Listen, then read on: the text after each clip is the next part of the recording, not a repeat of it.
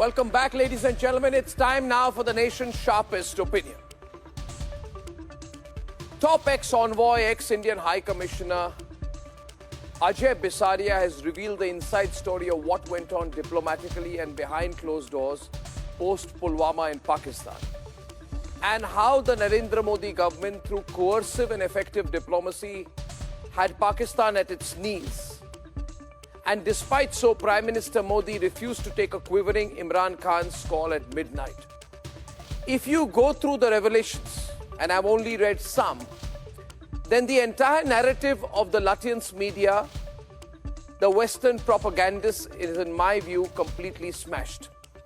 I remember from the newsroom, there was a belief that retaliation would come. The only question was when. I also remember these so-called journalists and Lutyens pontificating about how India's response must be to open up the line and talk to Pakistan.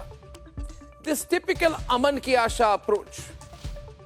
I recall these people on tweet after tweet, morning, day and night, saying Imran Khan was winning the narrative because Wing Commander Abhinandan was given back as some sort of peace gesture. And I remember saying on television then that it was not. What is revealed by the insider diplomat, Mr. Bisaria, who's joining me live tonight, is that it was actually the no-nonsense, no-talk, no midnight call, even in a moment, that we had our officer abducted by Pakistan that ensured that we got him back home and safely. Ladies and gentlemen, what is clear as day is that the Modi government doesn't tweak its policies situationally.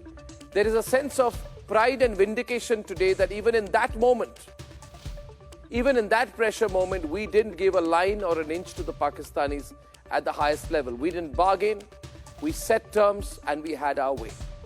And that has been the way the Modi government has operated, whether from that moment you see the way they responded to Ukraine or COVID.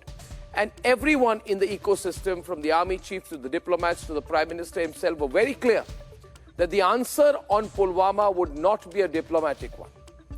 Therefore, as an Indian tonight, we must feel a great sense of pride in that. Things, you see, have changed in this country.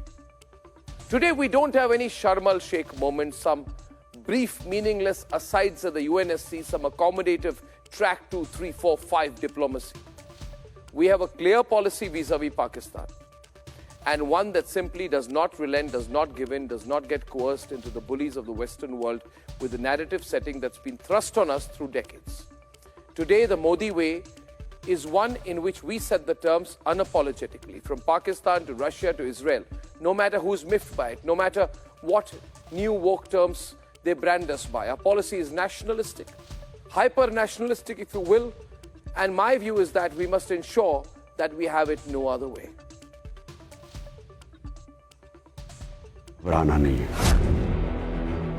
लिहाजा हमें बड़ा सोच समझ के action लेना था. The then Pakistan Prime Minister's famous quote. But India's then top diplomat to Pakistan says all was not well. Former Indian High Commissioner Ajay Bisaria has made big revelations in his book. Bisaria reveals that deposed Pakistani Prime Minister Imran Khan panicked post the Balakot strike. Bisaria says that Imran Khan tried to call Prime Minister Modi to avoid escalation. Trying to de-escalate the situation, the Prime Minister of Pakistan attempted to call the Prime Minister of India. And the point also here is that the Prime Minister of Pakistan was then felt obliged to take a decision, because the threat of force was very credible, to return the pilot in order not to escalate the situation. The call was made a day after the Balakot strike. The reason for the panic? 9 Indian missiles aimed at Pakistan. PM Modi had refused to entertain Imran Khan's request. A day later, Pakistani government announced release of Wing Commander Abhinandan. After Pulwama, India had taken action in Balakot, and that was followed by Pakistan's operation, which it called Swift Retort, in India, and as a result of which an Indian pilot Abhinandan Varthman was captured. He fell in Pakistan and he was captured. So what I've tried to do is present an account of the coercive diplomacy that took place after that to get the pilot back.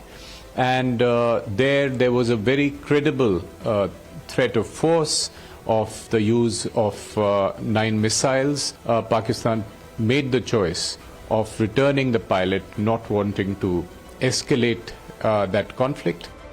This is one of the many times how India made Pakistan get down on its knees.